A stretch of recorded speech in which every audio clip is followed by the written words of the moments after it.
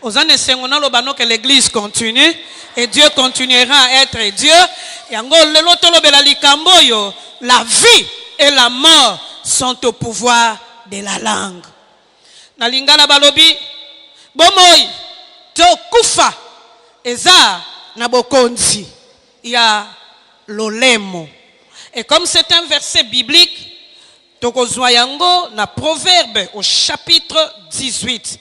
Avant de donner toutes les explications que nous devons donner, Proverbe au chapitre 18.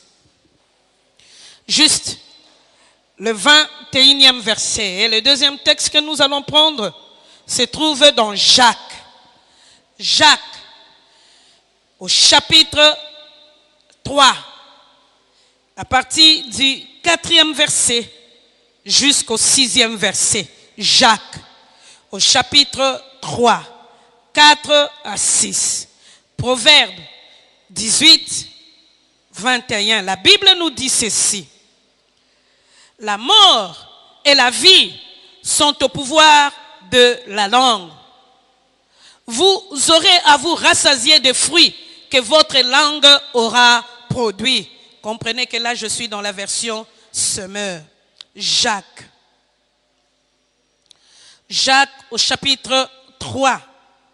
Nous commençons à partir du 4e verset. Pensez encore au bateau. Même s'il s'agit de gros navires, s'ils sont poussés par des vents violents, il suffit d'un tout petit gouvernail pour le diriger au gré du pilote. Il en va de même pour la langue. C'est un petit organe, mais elle se vante de grandes choses. Ne suffit-il pas d'un petit feu pour incendier une vaste forêt? La langue aussi est un feu. C'est tout un monde de mal. Elle est là parmi les autres organes de notre corps et contamine notre être entier. Allumée au feu de l'enfer, elle enflamme toute notre existence. Parole du Seigneur. Nayoki amen no malamu te. Bien-aimé, na ba texte tokotanga. Na premier texte, beaucoup comprendre que nous sommes dans le livre de Proverbes. Et pour nabatoyo basali théologie, balobi ete le livre de Proverbes c'est un livre sapiensal. Pour dire simplement, et pesaka bana na bato mayele po bako kakotambola na sena moi.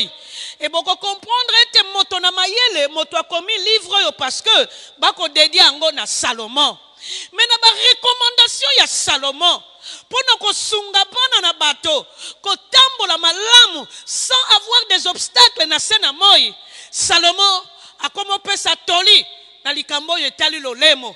Et tatoyo akoloba alobina bana na bato tala bomoi tokufa ezali kolo na lolemo. Oh, abakisi pe lisusu me moto oyo alingaka kosalela lolemo oyo alingaka kolia fruit oyo lolemo ebimisaka aomona ngo eloko oyo ekoki komema. Bien-aimé, en soi Salomon lera kolobela likambo ya lolemo oyo organi ya moke na hébreu bazo benge lason balobi ete ezali mwa organe oyo ya mokie oyo ko permettre bana na bato bakoka koloba ya ko émettre bason po bana na bato bakoloba. Et Salomon lera kolobela ngo alingi ka kolobela bana na bato ete lorsqu'on veut utiliser la langue, il faut bien vérifier si on peut l'utiliser ou ne pas l'utiliser. La deuxième des choses, oyo Salomon alingi apesele la bana na bato toli alingi alobela tangu akolobela likambo ya lolemo po yango eza na ngo eloko kaka ya moke kolakisa ete moto asalelaka ngo. Salomon akolinga kolobela la puissance que peut avoir toutes les paroles qu'une personne peut prononcer. Bien-aimé, Salomon na batoli aolakisa bana na bato ete la langue ekoki ko mettre bason oyo ezali puissant. Oh, son yango ekoki ko détruire tout son yango ekoki ko bongisa bomoi.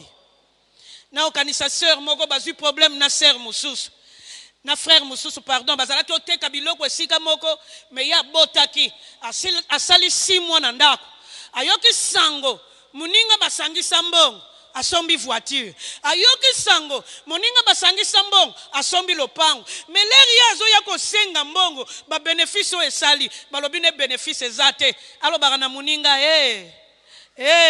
mbongo tosangisa ki bongo biso mibale. Pesa mbongo nanga. Mais mukolo mususu na porte ya gambela. Alobi ne yo, lokolo oko sakana na mbongo nanga. Otala makambo ekokomela yo. Otala. Alobaki okotala ya pamba. Un mois après, Mouninga Beli. Abandi Obel. Et ça commençait à devenir sérieux. Alors, sérieux. Mouninga Ngwa kwa motinde la batu maloba. Boke no lobela ye, alimbi sanga.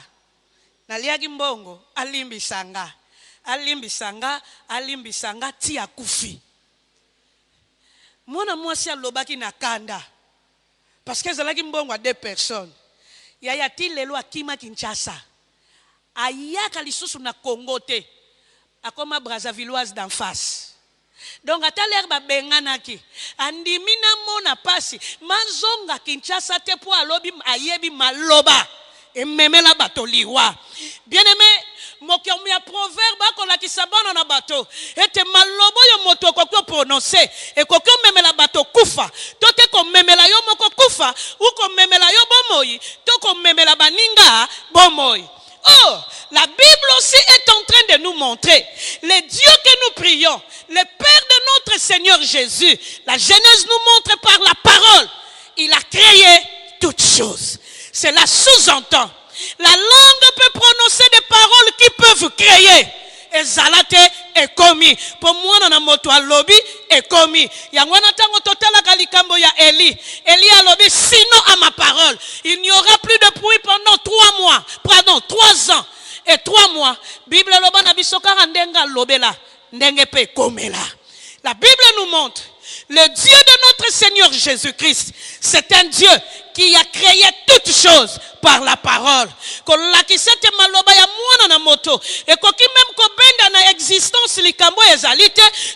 peut détruire les cambo ezali. Oh, non simplement par la parole, il a créé, par la parole aussi, il a béni l'homme et la femme qu'il avait créés. Dieu les a placés dans les jardins, mais il les a bénis par sa parole. Il leur dira, soyez féconds, multipliez-vous. Et Bible l'obit-il lelo, toza produit à bénédiction oyo nzamba pesaka. Et aboyete, toi produit ya bénédiction wana. Cela sous-entend que la langue peut prononcer des paroles qui peuvent amener la bénédiction dans la vie d'une personne. Mais aussi, même le même Dieu qui a créé toutes choses, lorsqu'il y a eu la chute entre l'homme et la femme, fruits à jardin, la Bible nous montrera que Dieu les a maudits aussi par la parole. Abina bango, oh bino bosali, bochango kana mutuna bino, ete outa kina mabele, ozonga na mabele. Yaya ata lelo wangani yango. Obombe olobina lingi liwate kokokisa makaka. Parce que Dieu a déjà prononcé cette parole muto longolango azate.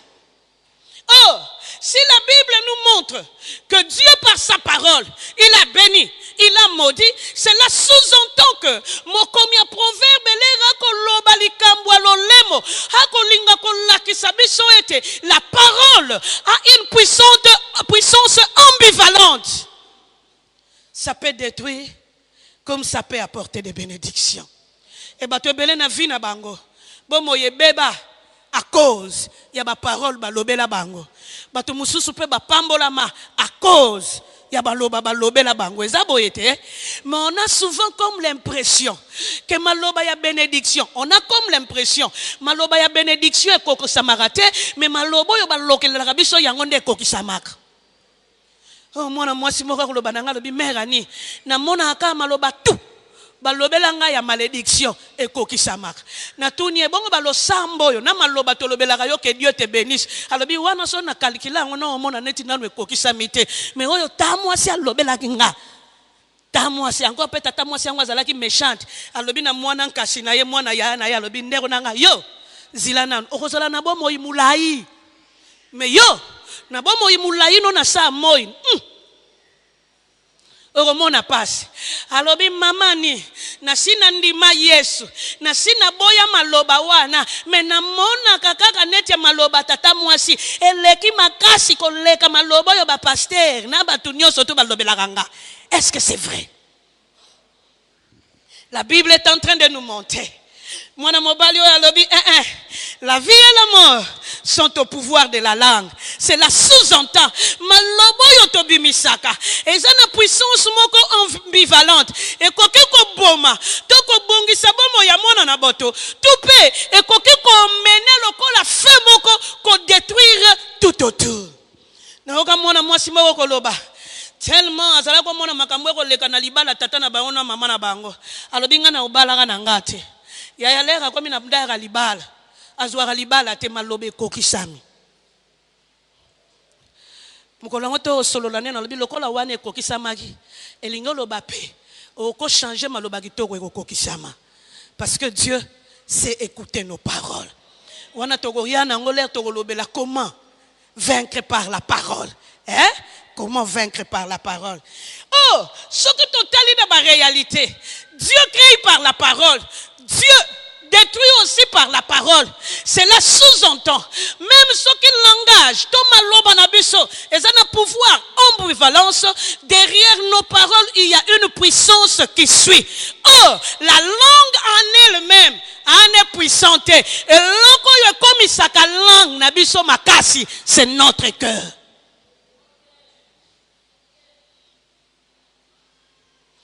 Et l'angle comme il s'appelle maloba na biso makasi, c'est le cœur. Yangwana, la Bible est en train de nous dire dans Matthieu, au chapitre 15, à partir du 18e verset jusqu'au 19e verset. Bible lobi na biso, c'est de l'abondance du cœur que la bouche parle. Olagisete, yelo lemo, hana na makasi te. Mais moloko na biso ekoki loba makambo ete makambo na biso ekoma makasi, cela dépend du cœur humain. Oh, motema na biso ekoki obimisa maloba oyo na kati ya méchanceté, na kati ya joie ou na kati ya colère ekoki ko s'accomplir pe et embraser ba vie ebele. Yango na moto alobi ete na kati ya abondance ya motema nde monoko ebimisaka maloba. Nayoka musicien moko congolais koyemba. Moto ayebisi yo likambo na se ya kwiti oyebaka. Akanila yo utakala. Mafatiki vuisilera zoyemba nzembo alingi kaka kolobela bana na bato ata lobi yango na sa kwiti eloko te kande ezala deja na kati ya mutema libela. Yango oyo ebima na kwiti yo, ebima na kwiti te. C'est que euti na katia motema. Bien aimé, la puissance de la parole en soi yemoko azane na makasi te, mais makasi nango eutaka na disposition ya motema ya bana na bato. Oh, il faut to distinguer. Ezana maloba simple. Oyo kokobima na motema. Parce que la bouche a parlé na katia sengoto na katia mawa. Mais il y a aussi des paroles qui sont hypocrites. Mutu mususu lobeli yo likambo menasa mutema kanisi liyo mususu. Yangwana wana pena na misioni bazalake bele. Surtout quand tu fandi boy. Bele. Ah lobelo tu as bien prêché que Dieu te bénisse menasa mutema. Ah linga yo kufa lelo lobi musika. Des paroles hypocrites. Wana pa ya yambi yo que Dieu te bénisse. Mais na kati ya muteme logo te yo, il faut na suki sa yo. Yangwana to lebisi binoete. Il y a des paroles qui sont vraies, mais il y a aussi des paroles qui sont hypocrites. Na yogi muninga moko mikolo ako lobananga. Halabinanga ani malamu kutu nafanda pembeni na Satan. Pona yebi Satan anaki Satan na ye na kolukile ba arme. Po azane Satan, ane destructeur na kolukile ba arme pona combattre ye. Mais na fanda pembeni ya basali na nzambo yo, na sa mutema ako yina yo. Mais pembeni boyo ao sekiso wana nzamba permettre te. Malamu na fanda pembeni ya Satan, na lobi Satan na mutu mabon ndimi ofanda pembeni na lobi na kolukile ba arme. Mais l'hypocrite, c'est cette personne là qui va te ravager, mais en douce. Est-ce que na koseli mutu makam? En douce. Ma détruire yo, koleka bombo yo koyaki na Hiroshima. Et au milieu de nous des chrétiens, il y en a plusieurs. Est-ce que ngana tongi yo? Po yo komo na upesa makabote po atonga kingame. So sana domaine wana, lobaka mususu, bimisaka mususu, semaine oyo. Et à semaine il faut changer. Pour maloba no il faut bima na motema. Oyo yoko bimise kokana na motema. Mais ce qui na motema kokanité, c'est que tu as un problème avec Dieu. Oh, moto yoko komela biso na Matthieu. Tango wako la qui c'était de l'abondance du cœur que la bouche parle. Alingelo bakake te motema na muona na moto. E koki ko pesa makasi, to e koki ko pesa orientation na malobo yoko loba. Bien-aimé, un cœur humain peut donner l'orientation. C'est pourquoi, si tu veux que tes paroles deviennent puissantes, mets ta foi en Jésus-Christ et tu deviendras puissant et puissante. Et on a un problème, Ezali. L'olemo a gagné moukié. Mais niveau motema na yo. So mesana ko bimisaka ya mabe, c'est que quelque part tu as un problème avec Dieu que tu dois arranger. Nayoka tata moko na paroisse moko na salaka zolo bananga. Ngana zalelaka na ngaka ndenge wana.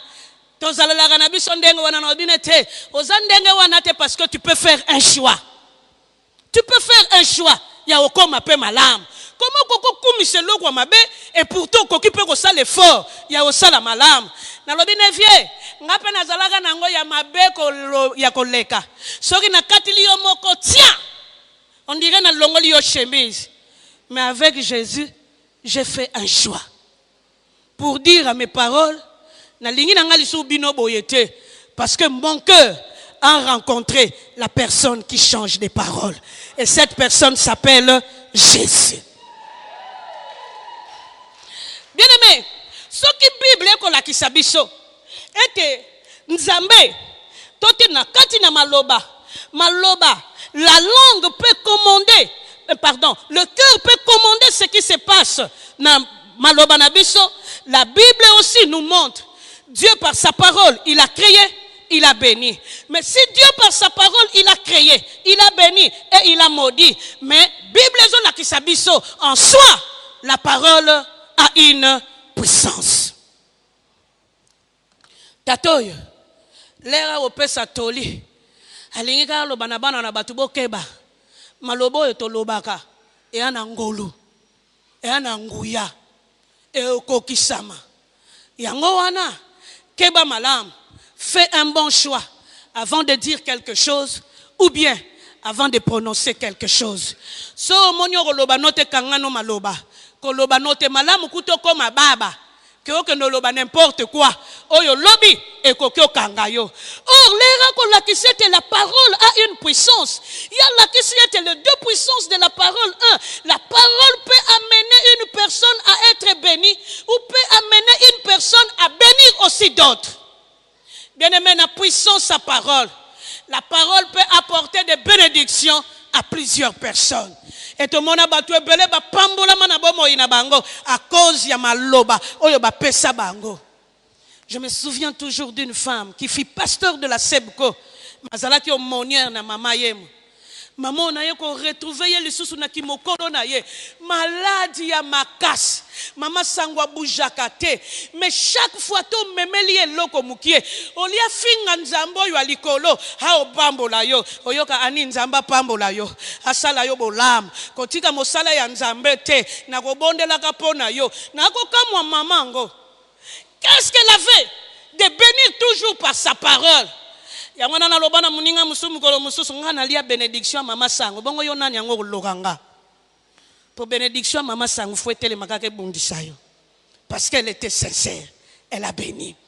Bien aimé, la puissance de la parole peut ouvrir des portes de guérison dans la vie des personnes. Par la parole, plusieurs personnes peuvent être guéries. Par la parole. La Bible nous montre que Dieu peut guérir, Dieu peut bénir. Nous avons un médecin moko. À cette époque-là, c'est fils le docteur Parsec. A soigner malade, a mona et logo ko le kanavi na yete. Mokolo ango lobi na malade ango. Je ne suis pas pasteur, mais malade non, na comprendre ango te, mais je proclame la guérison de ta vie au nom de Jésus. Et mutali boma abiki. Par la parole, la guérison peut s'opérer. Par la parole de Dieu, les miracles peuvent entrer dans des familles, dans des vies et partout où nous trouvons. Par la parole de Dieu simplement. C'est pourquoi na ba connotation oyo ba ko pesa la langue balobi ete eza épée à double tranchant ou épée aiguisée ko lakisete et koki ko mema guérison ko kata oyo mabe pona ko tombola oyo pesa kabana na bato elonga. Et la puissance de la langue ou la puissance de la parole peut apporter dans la vie des personnes des miracles. Yangwana yaya, le nom yebisona maladie na yo, par la puissance de la parole que tu prononceras, tu peux avoir cette victoire. Pourquoi? Parce que ton cœur a rencontré la personne qui a utilisé la parole et a produit les miracles. Cela sous-entend, en croyant en lui, en ayant la foi à Jésus, nous pouvons aussi prononcer des paroles qui apporteront des miracles. Non, comme on a souvent l'impression que oh yeko samara soy pasteur à lokio. Or oh ya miracle et salamaka. Ah wana na okanisa leto zarana na francophone ya mukie po oyo francophone ya munene. Mwana mwasi moko azalaka. Mais chaque fois nazako ya wote ya pona ye. Akolela likambo akobota. Na yeba ate mkolongwe lo nyango ezwanga. Le natali ye malamu. J'ai compris ce que le Seigneur voulait pour elle. Dans le bina yaya pesanga action de grâce. Azalaka pe na mbongo te. Alongoli bilora mato ya che na panier. Na lobine que Dieu te bénisse. Mbule roya. To roya au mona bébé. Ini blague. Et lobina ngwa muninga pasteur a mission a prononcé maloba kokisa mi na lobite. Maloba nanga kokisa mi pona kangana mana moto yu kokisa ka maloba. Ya bato ye kokisa maka. Yango mikolo yo na bombo ina yo. À cause de ton cœur qui a été renouvelé par Jésus, à cause de la présence de Jésus dans ta vie, tu prononceras des paroles qui produiront de miracles, tu prononceras des paroles qui accompliront la foi, parce que Dieu honore les paroles de ceux qui s'avancent vers lui. Bien-aimé, la parole, elle n'est pas simplement cette épée aiguisée, Proverbe 64, 4, mais elle est aussi, cette parole, elle rend aussi justice dans la vie de ceux qui la cherchent. Bible lobby, ezali, flèche, oyo soki batindi yango moto akokangango, azalité, un arc tendu. Jérémie au chapitre 9, le verset 2 et le verset 7. Mais balobi pe lisusuete, maloba oyo lolemo elobaka, eza lokola moto, oyo ekoki kozikisa oyo amabe. C'est pourquoi quel que soit oyo ba famille baloba, quel que soit oyo bana na bato baloba, lelo tu peux prononcer une parole qui sortira comme un feu. Et rozikisa na oyo baloba galobi, et rozikisa na oyo barokana mikolo ekoya po etombo la tangwa justice ya Nzambe. Est-ce que comprendre likambo yango? Est-ce que nakoka kiko yoka maloba na yo ya amen malam? Bien-aimé, moto a commis proverbe balobi la vie et la mort sont au pouvoir de la langue. Na kati ya pouvoir ambivalente ya langue na biso to ya maloba na biso to lakisi ete koko memela bana na bato bolamu me maloba pe ya bana na bato e koko memela bango ba malédiction yango mona ba vie ebele e kangama po yo moko lobaki yo moko ko mona mema ngambo ya maloba na yo.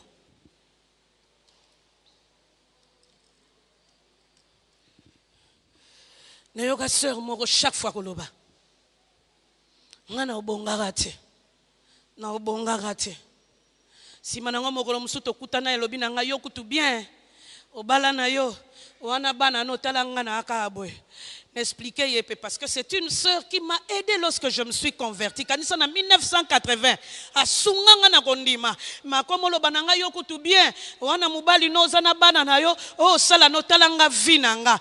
Ngalo bine ser nanga na yeba yo malam. Yo moko zala ki o milobe loko bongate. Loko lo milakilaka ko bongate. Nani yangwa ko lakelo bolam soki yo moko milakila mabe. Yango bato ebele ba loka yote me likolwa biloba loba surtout yo ba pesa yo na radio o milobela mabe e mabangu ekanga na bomoyi na yo yango na mona ka pe meme na mboko yo to kende liboso te pe pas biso moko bankolo mboka to lokango on dirait pe ko lokango ekanga na biso yango yo ka mutu mususu ka telemi atoteka ngo kaka to kabulango. On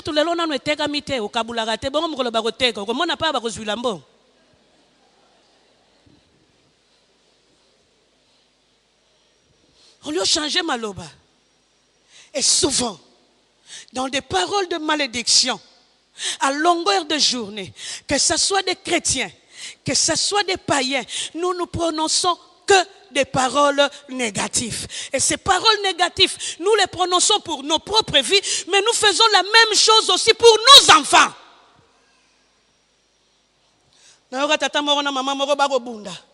Nini babundeli. Maman lobi loko te folongo la maloba no lobi na bana.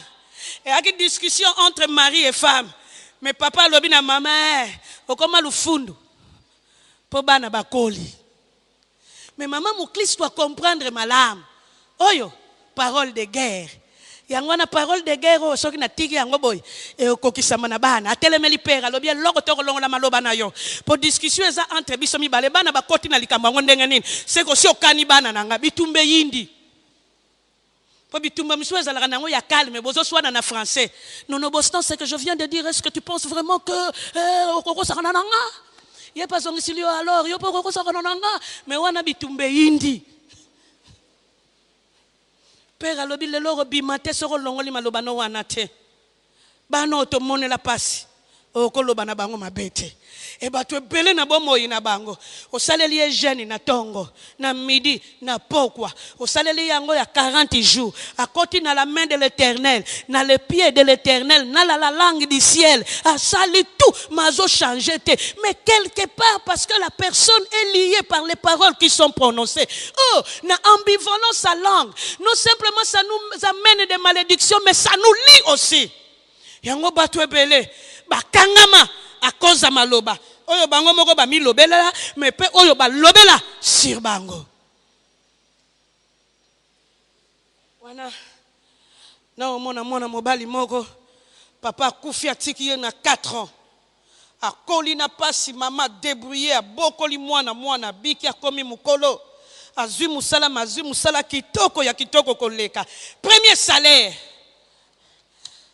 lokola ba yekola kembongo liboso ba pesa baboti biso mwana kangi mbongo tata kulutu ya monela ye pasita ko luka ye habita kulutu lokola balobaka salaire liboso ba pesa ka na papa oh papa oya zo mériter salaire liboso c'est l'Éternel des armées c'est lui qui nous fait grâce ba benga ngo prémisse ya kangi prémisse ko pesa tata kulutu na kanda monique mwana petit frère na kanila bango bolamu te mais mwana bongi takulutu gentil aloba maloba mususu mena mutema ko kanele mususu siko biso tozalaka kote na biso nekolo nanga kota ba manyanga soki na lobi dumuka donc sauter asimbi mwana ngo lobi na ya lobi na kimanyanga lobi ne ale dumuka ye pas sauter à comprendre bénédiction et koti mbongo asuku azwaka mukolo wangu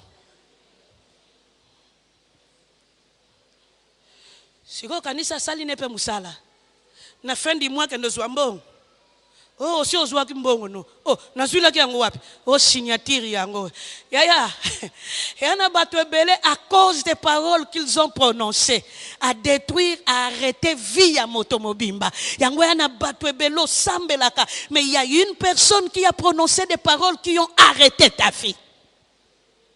Asi a signé oh signé ki balaki si signature na ye moko akamwe bongo ngo nazwa ki na che wapi okay abombe ne kaka habitang suna sala ki erreur nazwa ki ngo na yebi pa na chakite ah musala pe na zwisika deuxième troisième mois La même chose s'est produit.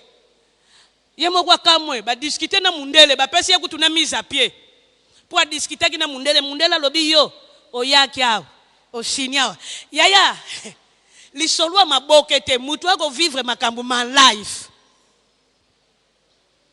Mwana mobala fina ngeko kozalela boyete mbangu na ndako nzambe.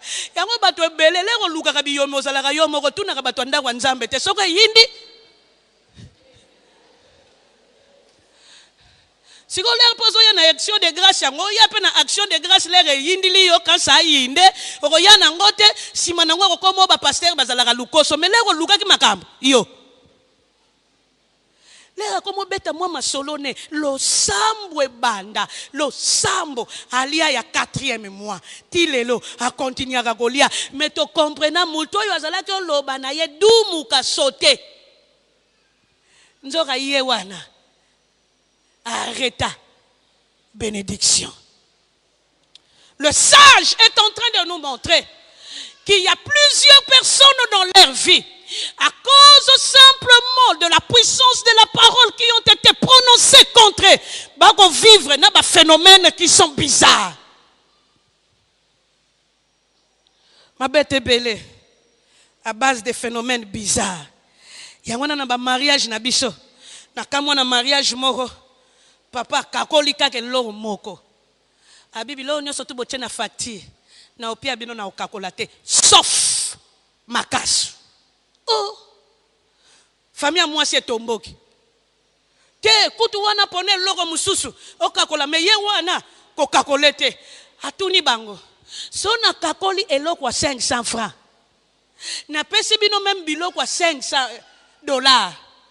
Pour basenga kana ba groupe électrogène alobi wapi bolamu alobi logo te na okakole logo te kaka yango wana na opesa te famille moi c'est tomboka moko ya kote na mayela alobi te pesa kaka 500 francs kola kiso pesi makasu ya alobi logo te na kakoli facture te yango na kakoli logo moko makasu. Oh, Père Batunakimo Christo naye, il a été averti par Dieu qu'il peut tout donner sauf les makasu. Yangono mona kana ba bala na biso. Tangu boko pesa makasu yo buki ya yo, opesi muninga, olobi na ekolo na yo, olobi koto utela, olobi luvila na yo, opesi ye pa zongi seli yo. Yo kanisi yango ya pamba. Nzoka c'était des moments où batu bako vérifier force. Banan ba makasi, banan ba puissant.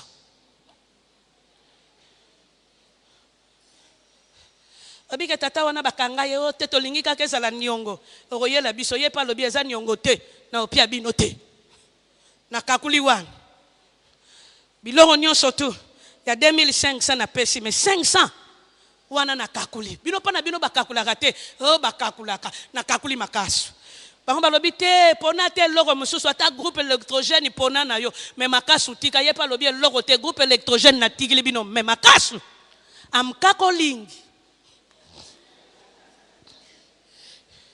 Oh papa, l'Erako sa la déclaration. À Boyi Nyongo, il était en train d'annuler même possibilité et pas il y a belle famille, il y a au détruire bana oyoye azobalisa. Bien-aimé dans le Seigneur, le pouvoir ambivalent de la langue. Ton lakisi était kokyo même la bana na bateau, bénédiction. Tout comme ekoko memela bana na bato malédiction. Yangwana ngana lingina tuna yo malobo yo balobela yo ou malobo yo yo loba e memela yo mapamboli ou mie memela yo ko lokama. Tato ya lobi la langue azana pouvoir moko oyo akoki ko détruire même lokola moto ko lakisete la langue peut être aussi l'apanage de la méchanceté des hommes. Yango ezana batu ebele ba détruire ça bon moyina bango à cause des paroles méchantes.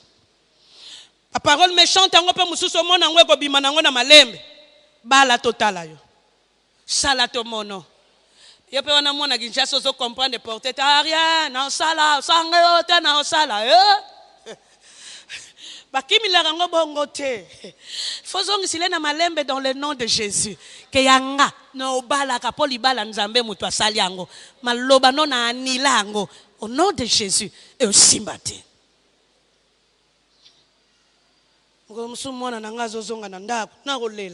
Nini, madame a fingi. Premier point, madame a fingi, aza mwindo. N'expliquez-moi. Tata no aza mwindo. Ngana a mwindo.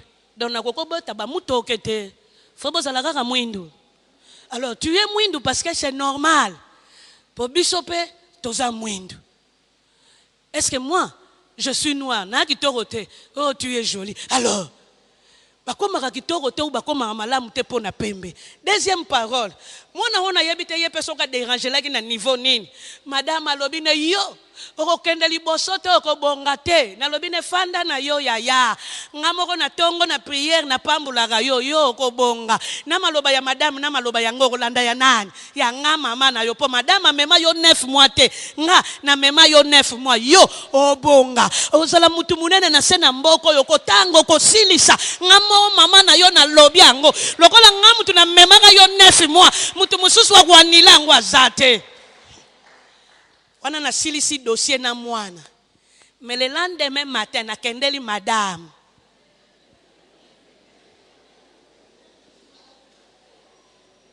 Madame akutani na pasteur Amishoni en colère. Siko pe moyen na yebisa mwana teke na kokendeli madame na bino. Po wana so na yebisi ye, abanga ka madame te na chiki. Na kena direction. Madame Nabino, na bandi nano na monsieur le directeur, na facha. Babenga madame. Na lobi nga na futela mwana na nga minerval te po loka ye. Yango malobo yo nyoso tu yo lobi ko kokisa mato au nom de Jésus. Mais soza na ndoki na yo ezo zongla yo. Madame wana première fois mona nga azala ka gentil. Mais pour une fois, amoni mama na mwana tomboki. Na lobi ne basaka na balifanto te. Ya hata bafingi ya yo mwana kutu yo moko mutoko bimisa muyibi moyente muto yo zolobelelo yebiye aromatisilo lisusu dozi mususu te yango lere bandaka na ngweza laka na ngoma malembe kaka yo moko lere ko funguli breche ya maloba e komi lisusu 10 fois plus yoko kamwa atikali mukie kaka yiba yo na yo moko ayibi ona famille moko tellement bazalaka na muyibi moko na kati e komaka toke toilette na gobele ya omelela ti fokota nango siko soke pona bango kamwaka ka batu bakendeke na ba shakosi na bango kamwaka azane na mapapa mami na talon na ye njoka bango mo baagi na mwa plan na bango na pale mwa muyibi moko za ko tungisa bango moyen te awoko teka gobele ata na 100 francs ki paye te kaka mbongo na ya osoma malafu mapapier abu pia na liputa sipe awoko teka ngo na $10 ekipe mutu te azwaka la siko bango pe bazwila ye mayele na lobi ata bozwili ye mayele ndengo na bango mukolo boko bosa ngamu mususu yango na mayele malamu bo meme na église ba bonde la pone po oyo etikeli suki muyibite na bademo. Bien aimé, dans cette pouvoir ambivalente de la langue, tokola ki sete monoko et kokom mema makamboyo et kokom meme la batu ba problème parce que la langue lui-même est considérée comme étant un feu akoki ko zikisa yango ba famille ebele ekufa ba église ebele kabwana batu ebele ba kima na église simplement parce que ezala na moto moko a utiliser monoko na ye lokola moto à détruire nyos. Or, si la langue peut apporter la bénédiction, si la langue peut bénir, comment nous pouvons utiliser nos langues? Ou comment nous pouvons gérer nos langues? Bien aimé, la première des choses que la Bible est en train de nous montrer, Dieu n'est pas pour la destruction que la langue est en train de causer, mais il est pour que la langue soit là au service de la bénédiction. La première des choses qu'un homme peut faire, il y a un temps où toko tala na mokanda Jacques a commis. Ah on l'a qui sabe sorete. Moi eloko mukie gouvernail et kokyo diriger bateau. Yangwana si nous voulons gérer nos langages, si nous voulons gérer les paroles que nous devons prononcer, savoir d'abord se discipliner. Et il y a une personne qui peut nous aider à nous discipliner. Cette personne s'appelle Jésus. En dehors de Jésus-Christ, tu ne pourras jamais discipliner ton langage. Pour mon noko yesi mesana ko loba mabe. Na motemo ye bimisaka mabe, il est difficile. Et loba maloba kitoko. Tous un membre mo wa famille na biso biso neso tout okima kai. Mais ce ko kutani na ya se plaignera boya ko talaka ngate. Muko musuna lobeli ye vérité. Na lobi mama tozala na biso na posa ya otala yo. Mais yo soki kaka to ye pa na yo. Malobo yo lobaka ye moko akomi na lobaka mabe na lobi nanga moko te tuna batu nyonso donc so komi pa na ye o kutu boyaka te pona zalaka nanga na mwana mwasi te mais so zalaka na mwana mwasi te poni olingi biso bana basi to ya kutalo oh pona zalaka na mbongo te même soko kotala ye il faut beaucoup kaka motema et tolobi na ye aussi longtemps que tu n'arriveras pas à discipliner ta vie. Mais discipline kokota te parce que rancœur na amertume eze belé na motema et bato belé bakokaka ko se discipliner te à cause il y a amertume na rancœur baninga bazui yo zuite ngambo ba mema yango wa yango ataboza na mutu alobaka maloba mabe na ndako nzambe tala ye malamu est-ce que ça rancœur amertume te ou encore jalousie. Yango minoko yo lobaka mabe na base nango. C'est la jalousie. Bino bobongi, ya bongi te. Bino bozwa, ya zwa te. Et quels sont les langages que nous ne rencontrons pas dans nos églises? Bozue pesi bokabwani. Mais yo yebaka ke bozue kabosaka. Pona nini olingo répétango quelque part la jalousie.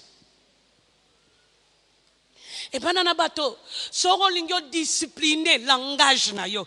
La première des choses, il faut être guéri de la jalousie, de l'amertume et de rancœur. Yango na l'église na biso to yake belé ko sambela. Mais nous ne sommes pas encore guéris. C'est pourquoi notre langage crée toujours des problèmes. Nini yango to yoga te ba maman bakabwani. Pour maman moko lobelaki bango boy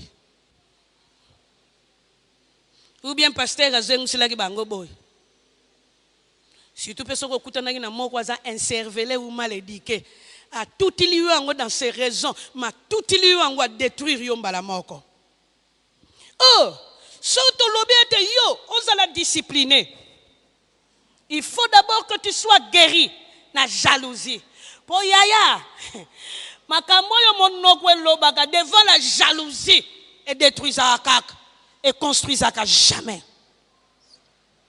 Si tu veux être discipliné, n'oublie pas, il faut faire de la vérité ton ami et non les mensonges. Yango bato belé na lokoso akoloba.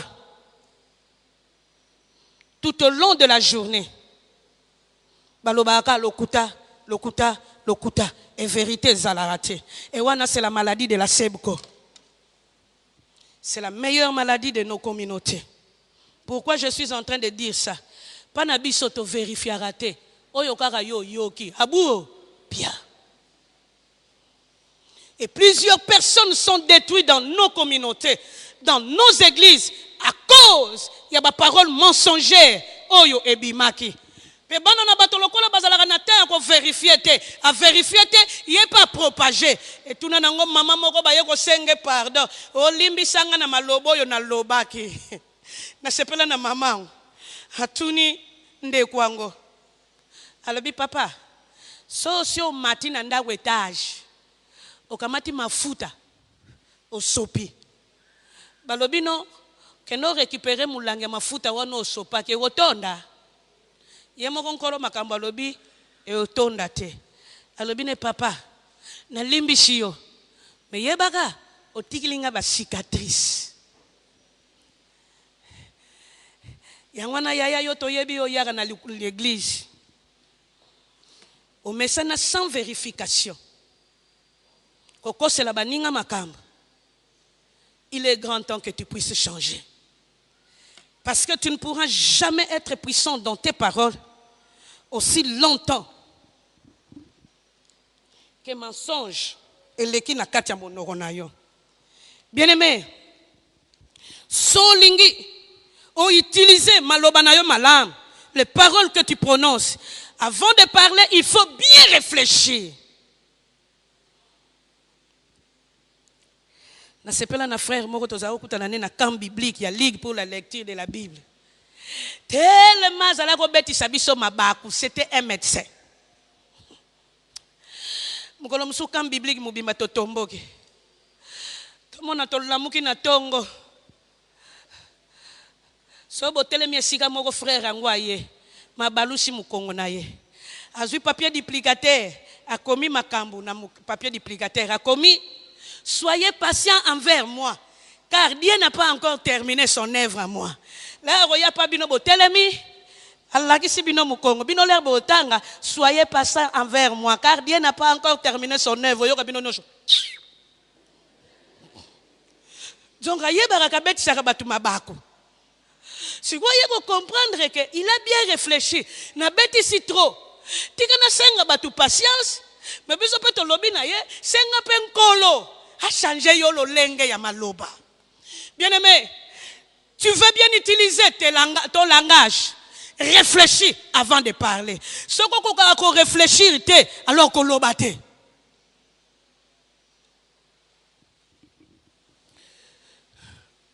Oh, ce qu'il faut réfléchir avant de parler. Ce qu'il faut au cas de la circoncision, na jalousie, na rancœur, na amertume. Pour devenir puissant, qu'est-ce qu'il faut faire? 1. Il faut remplir sa vie de paroles de foi. Bien-aimé, il y a des déclarations positives. Si on a le positif, même les occultistes utilisent des déclarations positives. Mais moi, je te les change pour te dire, il faut remplir sa vie de paroles de foi. Yangwana mwana na moto akoki ko yelo maloba mabe aloba na yete lobi okokufa komona yopo zongiseli ye aussi longtemps que Dieu est vivant, c'est lui qui donne la vie et la mort, sache-le na okufa te na ozala na bomoi. Yangwana batu ebele ba ozwe longa te parce que ils ne savent pas comment ils peuvent alimenter leur vie de paroles de foi. Et pour être rempli de paroles de foi, tu as besoin de la lecture de la parole de Dieu.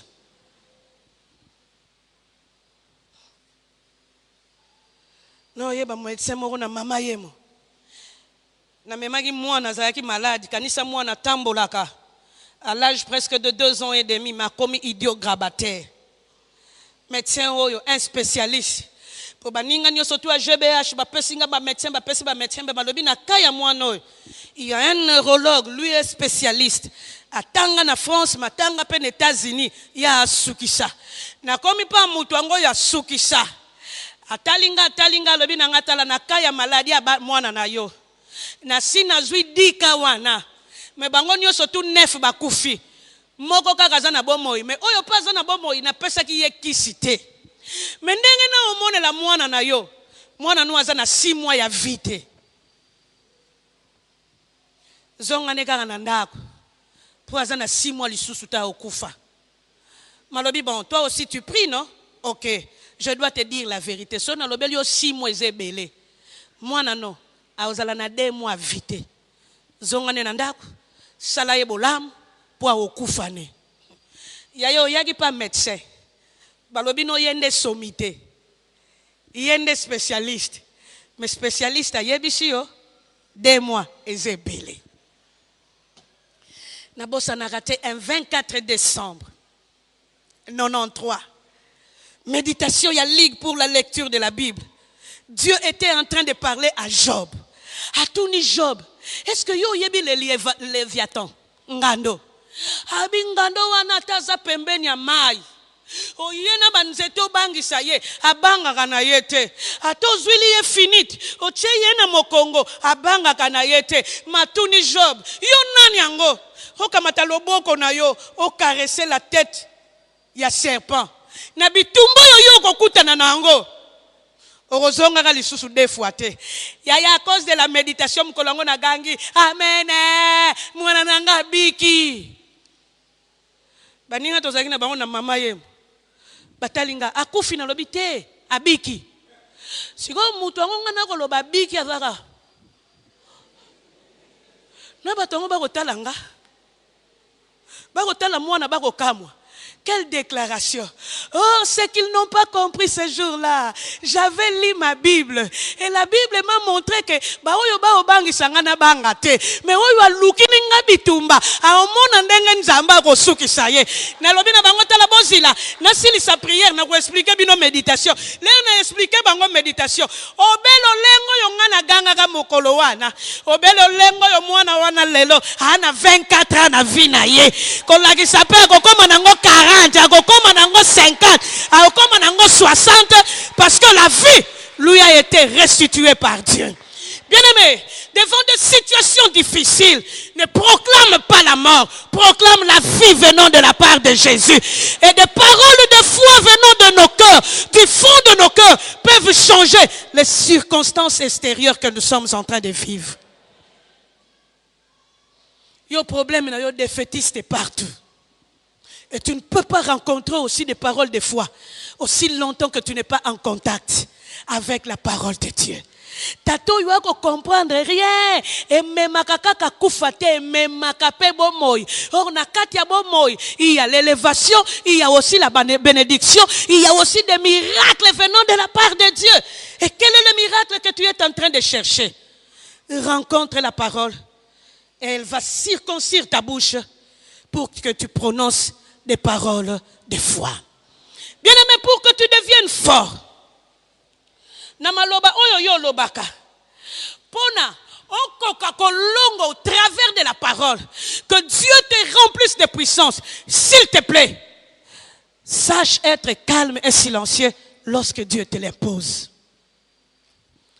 À force de trop parler, souvent nous perdons la puissance de la parole. Mais dans notre calme et dans le silence devant Dieu, Dieu nous révèle de sa puissance et de sa force. On a déjà dit, et ça le l'autre. Mais dans le calme et le silence, en communion avec Dieu, par la prière, tes paroles deviennent puissantes. Mikolo to bonde la pona ndeko moko. So un esprit magasi to lia gate. Si welo na koma go seka. So talie malamu za na posa ko kima. Mais on peut comprendre comment est-ce qu'à cause de la parole prononcée par un homme, par des hommes qui étaient là de prière, comment est-ce que Dieu était en train de guérir cette personne. Oyo baye balandi bino na ndawa nzambe nanzete nini o to yego bonde la mwana na biso poni boko bonde la pona ye poni boko bonde la pona ye oh mwana na bino aza adult hasoki na 30 ans ye moko aye balanda biso situnga yo bakanilinga yo mukolo toko mono batangilinga pe kote na bango ko mona makambo to bosalo ngape na sinale bango bosanga rien. Pour na boulot na kota ngonga moko te na kota pour na Jésus. Or Jésus azaka itinga moyen bosala nga quelque chose exact. Mais na sa mutema na koloba pe na nzambe oyo likambo soko koti yango te. Ah.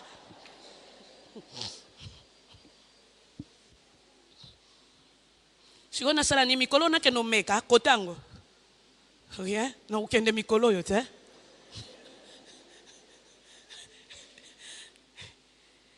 Mais heureusement, on a commencé la semaine passée. Moi, on a ba parents balanda ki biso na nzete. Ye moko azoya. Alobi pe na mama na bango eza bomo inanga. Ya bomo inanga. Ya bomo inanga. Yango na kendeleli yango lo sambu. Ngape na lobi na mwana mobali yango avant to banda mukolu wango. Osio yamba Jésus onanu te. Yo moko ndimi o yamba Jésus alobi mere eza shwa na nga na ndimi.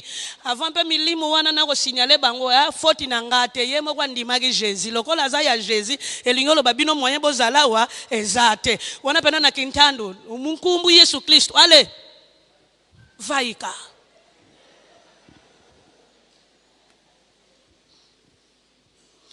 Bien-aimé, s'il te plaît, tu veux que tes paroles deviennent puissantes. N'oublie jamais la prière dans ta vie. Ne l'oublie jamais. Sois un homme, une femme de prière.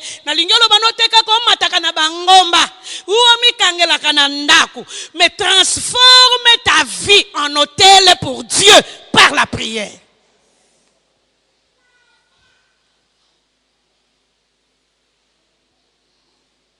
La troisième des choses, tu veux devenir puissante, il faut savoir respecter les paroles que tu donnes.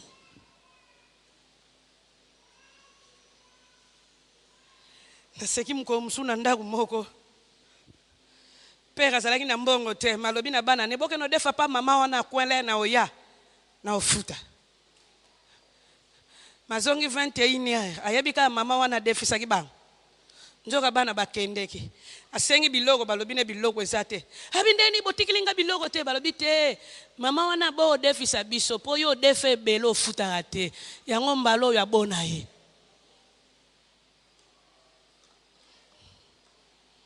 Kanisa bana bakufi nzala po papa a respectera makambo te alobaka makambo ma respectaka te et bato ebele na bomoi na bango maloba na bango esalaka lisusu te parce qu'ils ne respectent jamais les paroles qu'ils ont données.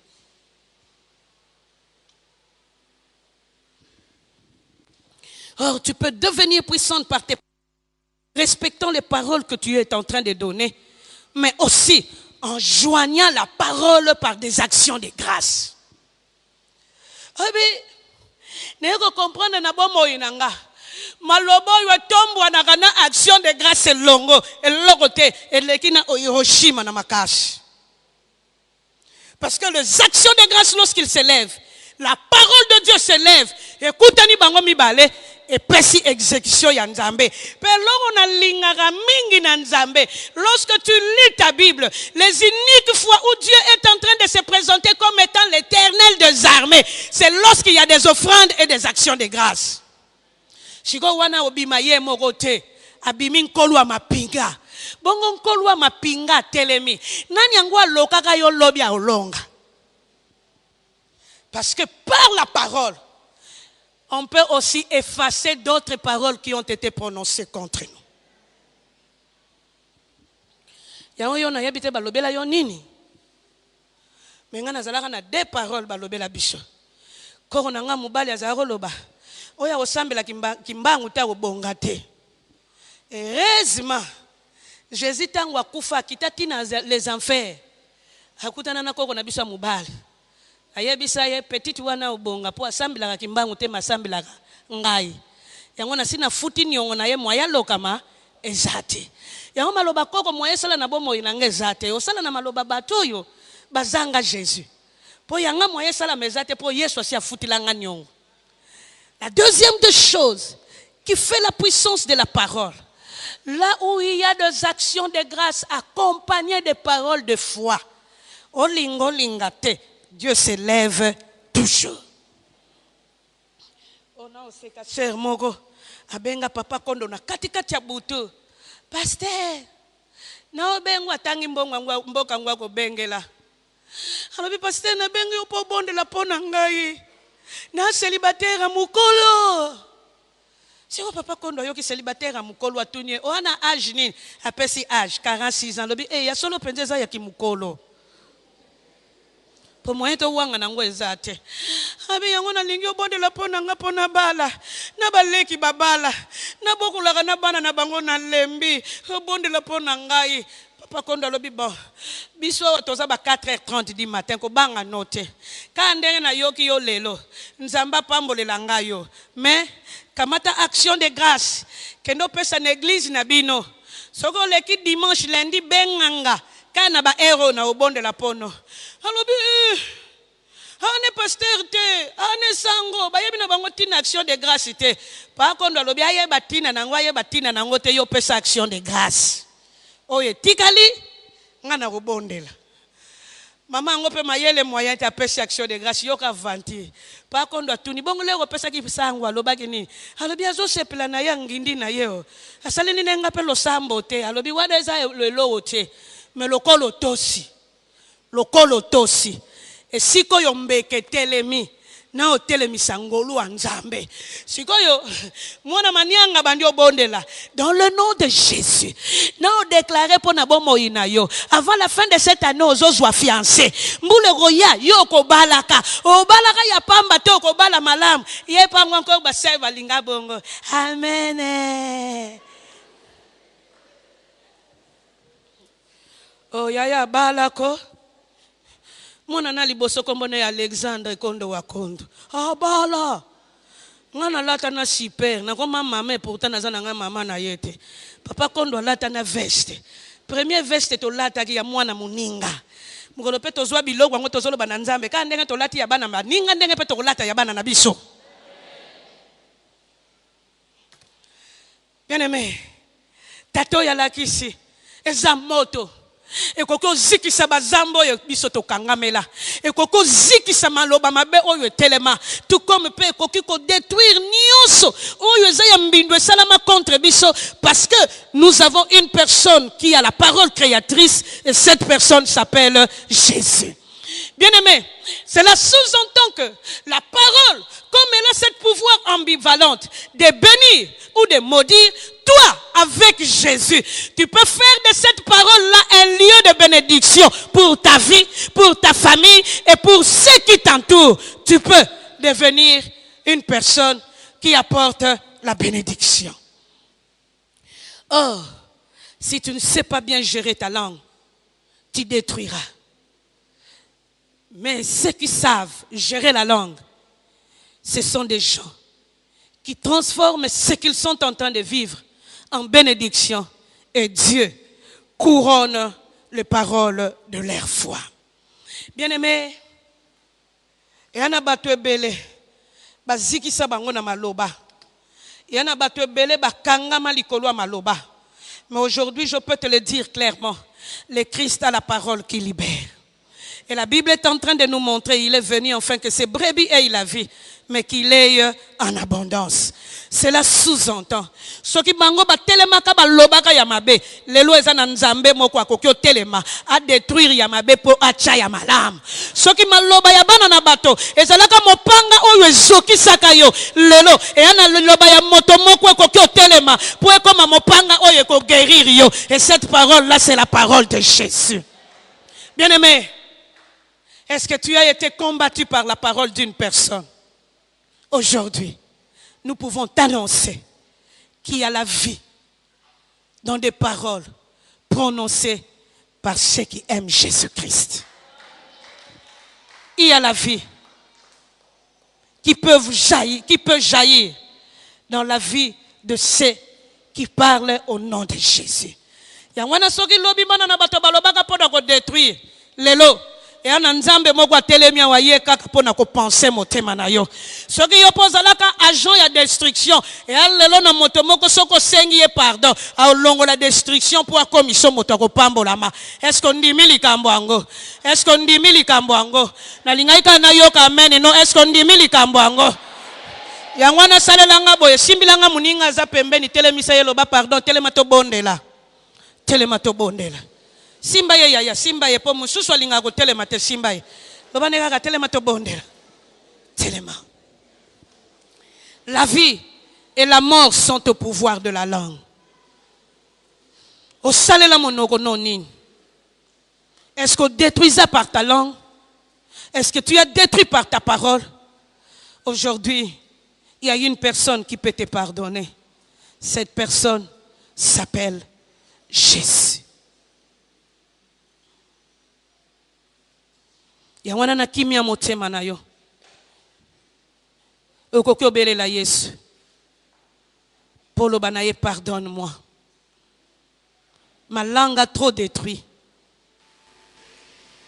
Aujourd'hui, je fais un choix de confier ma langue entre tes mains. Tombola mongongo bando bonde la nzambe. Si tu as détruit par tes paroles, yangweza na ba mame bele au longueur ya journée. Maloba mabe na bana. Maloba mabe na mibali na bango. Ezape na batate bele. Maloba mabe na batu bafanda kane na ndaku na bana na mwasi n'en parlons pas. Aujourd'hui, tu peux demander pardon à Dieu. Tombola kaka mongongo. Bando senga nzambe pardon. Olobanaye, pardonne-moi. Je ne veux plus détruire. Mais je veux par mes paroles apporter la bénédiction. Tombola mongongo yaya bando senga nzambe pardon. Na yebi na ngate maloba nini yango ebimaka kati na yo. Mais il y a un Dieu qui nous appelle à la bénédiction. Soki ya yo ebimaka ya ko détruire. Lelo eza mokolo yo. Oloba na nzambe pardon. Quel genre de paroles aux alaranango? Est-ce que ce sont des paroles mensongères? Maloba hypocrite? Oh maloba ya vérité. Mando bende la kaka nzambe na pokwa na lelo. Lobana na mokolo na lelo na zopele la yo yaya. Oh tellement na ba moyinanga limbi sangai. J'ai été trop hypocrite. Mais aujourd'hui je veux vivre dans la vérité. Je fais trop sortir des mensonges dans ma vie. Aujourd'hui je veux vivre dans la vérité. Tombola mongongo.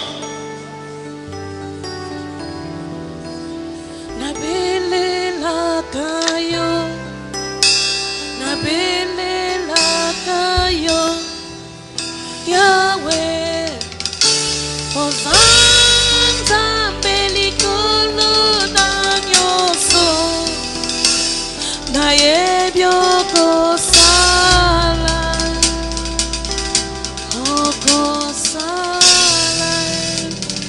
Eya tombola mongongo kake pa ya nzamboyo.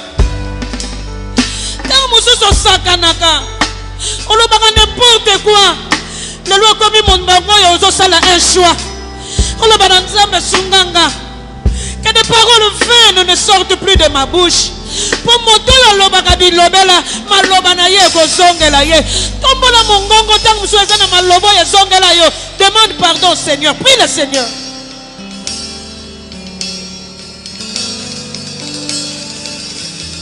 Mando senga kaka nzambo yo pardon. Mando senga kaka nzambo yo pardon. Tango mususu oyo yo vivaka yango yo loba. Lelo komi ngongo yo zobeta na maboko zoloba na nzambe pardonne-moi. J'ai trop prononcé des paroles négatives pour ma propre vie. J'ai trop prononcé des paroles négatives pour mon église, pour mes frères et sœurs. Aujourd'hui, je viens vers toi pour te demander pardon. Pardonne-moi.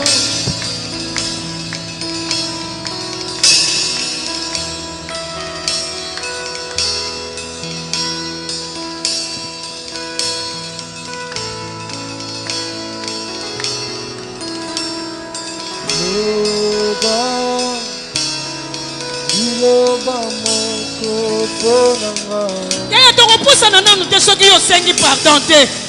Maloba nini yango ebimaka na bomoye na yo? Est-ce que ezalaka maloba kopambola ou bien maloba koloka? Na makambo yo osalaka, est-ce que tu te donnes la chance ou bien osi omisukisa yo moko? Lelo loba na nzambe pardon. Parce que lui a créé par la parole. Il a aussi béni par la parole. Yango loba na ye toutes les paroles qui sont mon malédiction sortant de ma bouche. Lelo nazo senga yo pardon.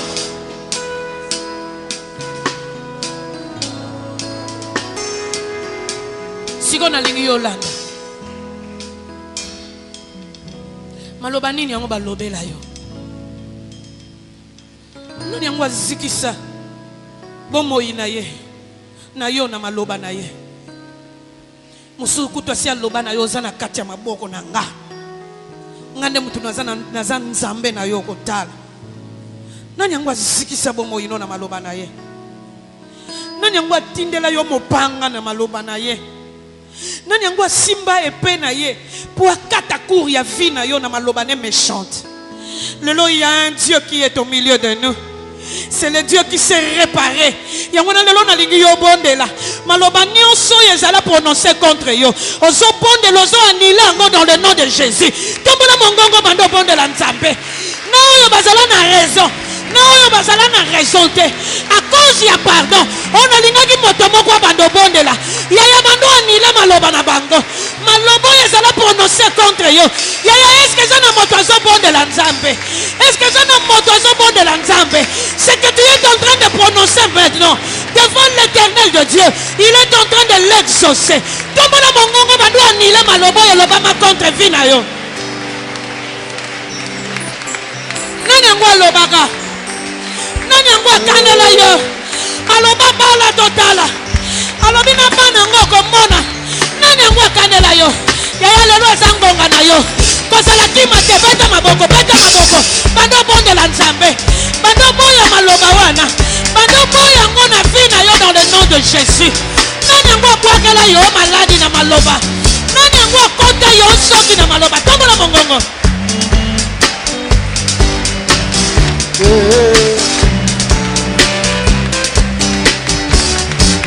Oh, Nzambe nanga. Nani yango détruisa vie na yo? Nani yango alobaka? Nani yango na likonda na yo bakali ya likolo? Lobaka mitango na yo na Nzambe. Nzambe nanga kotika ngai te na maboko ya banguna na ngai kolosunganga bakangelinga monoko kosabino bakangelinga motema mponga na longa te bakarelinga monoko bazali kosabino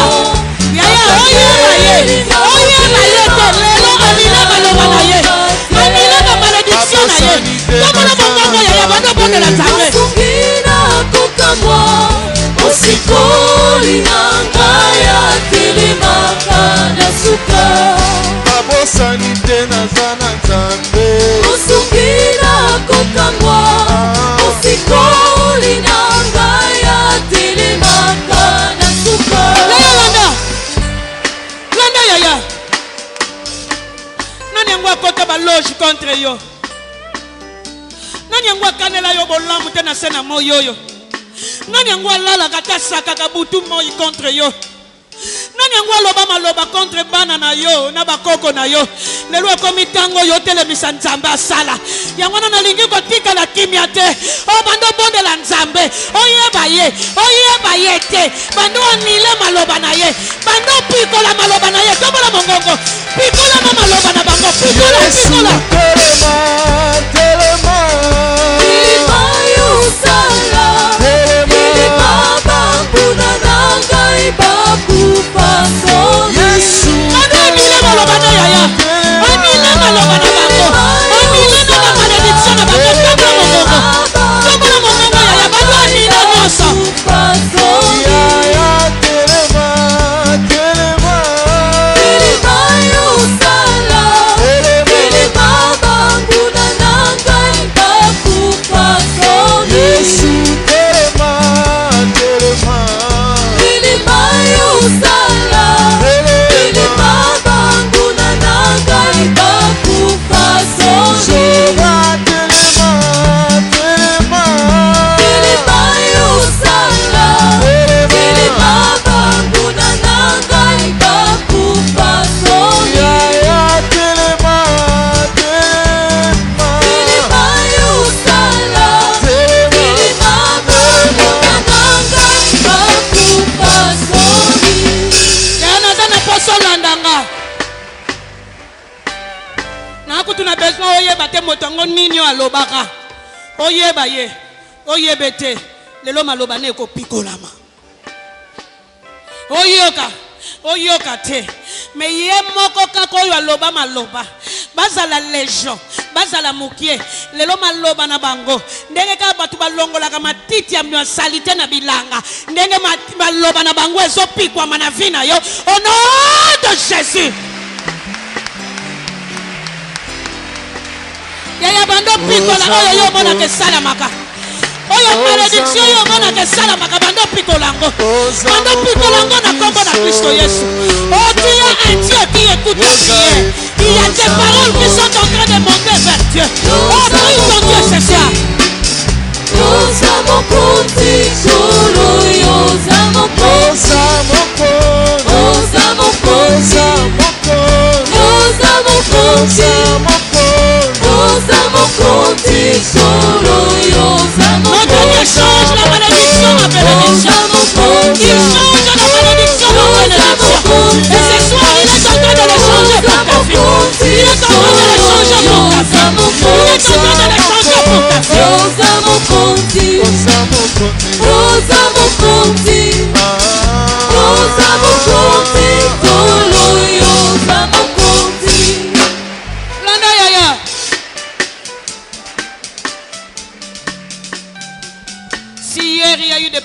malédiction.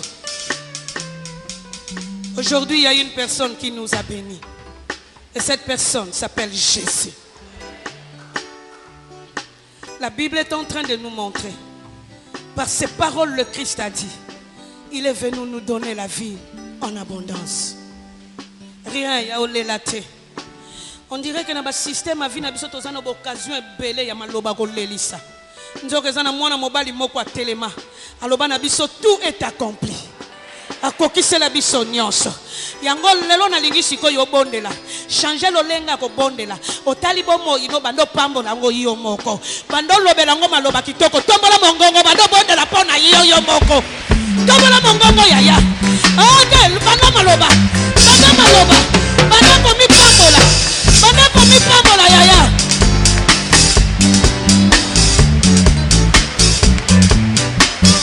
Yaya bando pambola bomo ina yo.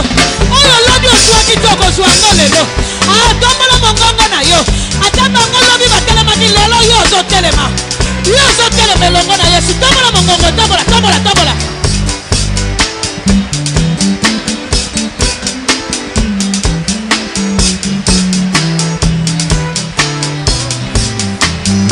Yaya, ta bénédiction est en train d'annuler toutes les malédictions. La bénédiction que tu proclames ce soir est en train d'annuler toutes les malédictions à cause de la présence de Jésus. Bandako mi pambola yaya. Bandako mi pambola. Bandako mi lakela bolamo. Mi lakela bolamo. Est-ce que tu n'as pas toi mi lakela bolamo? Mi lakela bolamo lelo.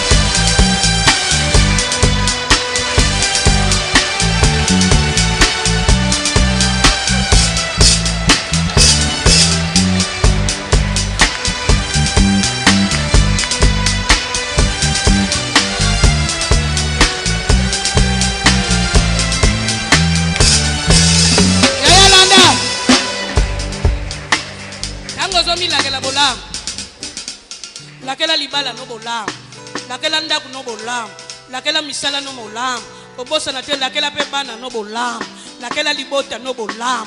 Pour lelo ezatangwa bénédiction. Yaya kobanga te malobo yo yo zo prononcer na porte lelo na pokwa lelo. E o mema bomoi, na mo pepa bomoi. Tombola mongongo bando bondela.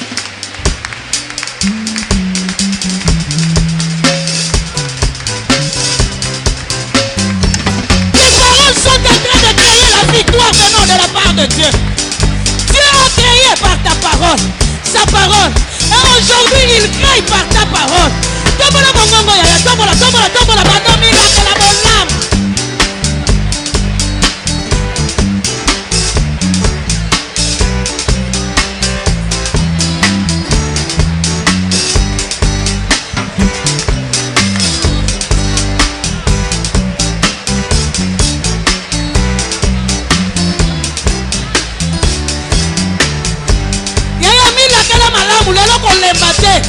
La kala nanda kuno bolam, la kala na bomo ino bolam, tombola mongongo yaya, afina yo.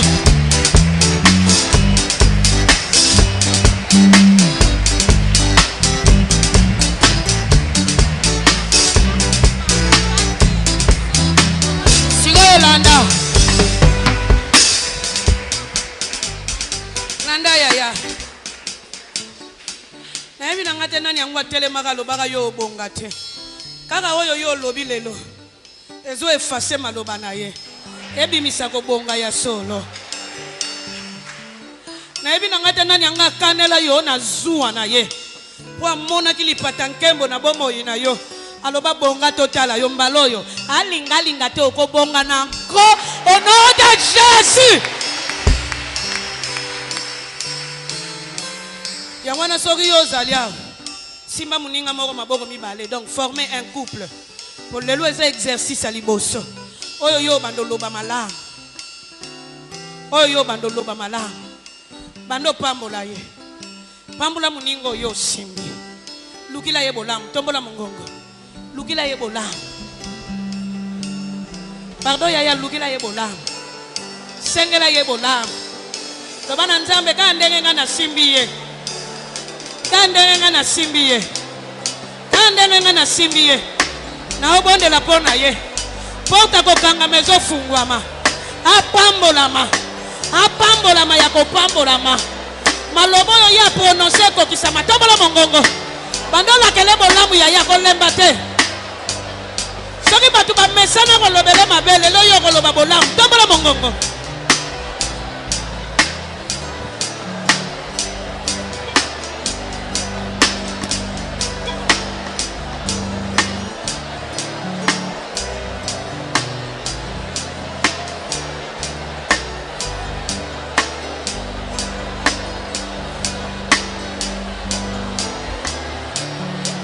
ya pambola ye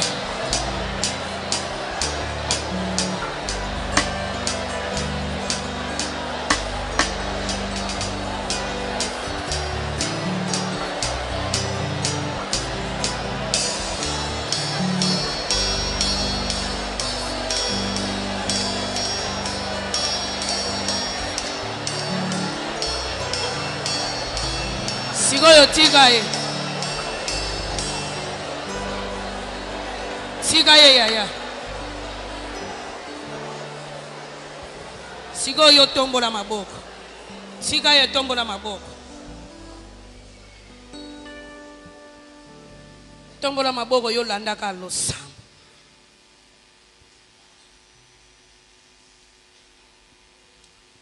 Père, par le nom de Jésus-Christ. Na yoka Bible koloma na biso. Oyo bino bokangi na se. Ekangami na likolo. Oyo bino bofungola na se. Efungwami pe na likolo. C'est pourquoi dans le nom de Jésus, la Bible nous montre que tu es derrière les paroles de tes serviteurs. Ozalaka liboso nango te me sima nango pona kotindi kangwe kokisama na pokwa na lelo na kombo na Kristo Yesu nazo déclarer lo sambo yo ndeko nanga sali ya ko anile maloba nyonso oyo ezala prononcer contre ye maloba wane kokokisama lisusu te au nom de Jésus ye oyo asaka na butu pe na moi pour détruire la vie de ma soeur et de mon frère. Lelo na anile maloba na ye. Ezalaza na poto. Ezalezaleli wapi. Loko la Bible lobi na biso le Christ a le pouvoir sur la terre et au ciel. Ezala na mabele. Ezala na likolo. Na mwana na moto yo aniataka mabele. Na anile maloba nyonso tu ya menace. Oyo landaka bombo ya ndeko nanga. Au nom de Jésus. Maloba nyonso tu ya malédiction na anile ango. Au nom de Jésus. Au nom de Jésus-Christ. Ye oyo amonaka ke maloba mabe kaka mutu ekokisamaka ya malamu ekokisamate. Lelo na pikoli ya mabe. Na bwaki bisika bikauka na kombo na Kristo Yesu. Yango dans le nom de Jésus. Tika mapamboli na Nzambe. Etele malikolo abomo ina yo. Etele malikolo abomo ina yo. Etele malikolo abomo ina yo. Etele malikolo abomo ina yo. Ebando bundisa malédiction nyonso tu obana na bato batele misaka. Ebundisa maloba ya bana na bato. Ba action ya bana na bato. Au nom de Jésus. Le kola malobe zalaka armes par lesquelles parfois des gens détruisent. Dans le nom de Jésus. Dans le nom de Jésus. Yeoyo bakanela yeko bota ta ko bota. Bakanela yeko bala ta ko bala. Bakanela yeko simba mbongo ta ko simba. Bakanela yeko bonga telelu azobonga. Yawe telema na kembo. Opesa ye oyo eza posa motema na ye. Yo pesa ka bénédiction. Oyo eza posa na ye le plus profond. Kokisela yango na pokwa na lelo na kombo na Kristo Yesu. Ngolu na Nzambe lata yo. Mapamboli na Nzambe elata yo ndenge to lata ke lamba esiko yo ko telemaka mbalo ozolonga ale makolo na yo ezolonga ale bomo ina yo ezolonga ale makolo na yo ezolonga nako sakolela yo ko longa nako sakolela yo ko longa esiko yo nyonso tu yo ko telemaka nako sakelela yo ko longa au nom de Jésus. Tout ce que tu déclareras à cause du nom de Jésus. Et kokisame la vie na yo. Yahweh na mona Élysée. Basekiye. Oh chauve. abengi balion babimi ekokisamaki. Namona Eli kosenga mbula yake. Yango wana penga na kosengela ndeko nanga. Mbula ya mapamboli. Ale mbula ya mapamboli esimba bombo inayo. Esimba bombo inayo na poko na lelo.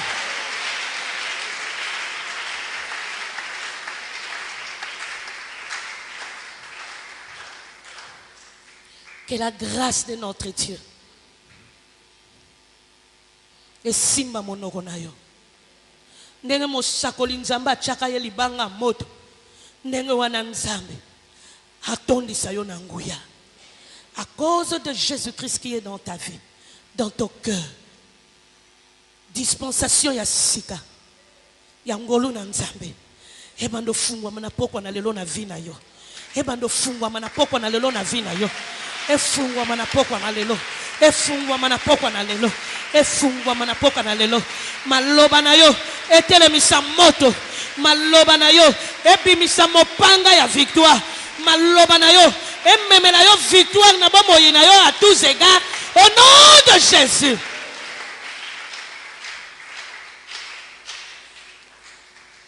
Ngolo na nzambe emi monisa kati na yo. Loboko na nguya na nzambe kotambola longo na bomoyi na yo. Tika okendo longa tous égards. O telema koko longaka. Oko luka ke koko kisamaka. Oyo yo ko senga ke koko kisamaka. Parce que nous avons un Dieu. Nous avons un Dieu qui a créé par la parole. Et yope kendo ko longa na maloba na yo.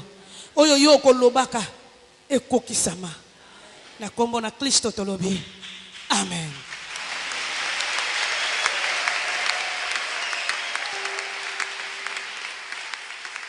Yaya fanda na yo.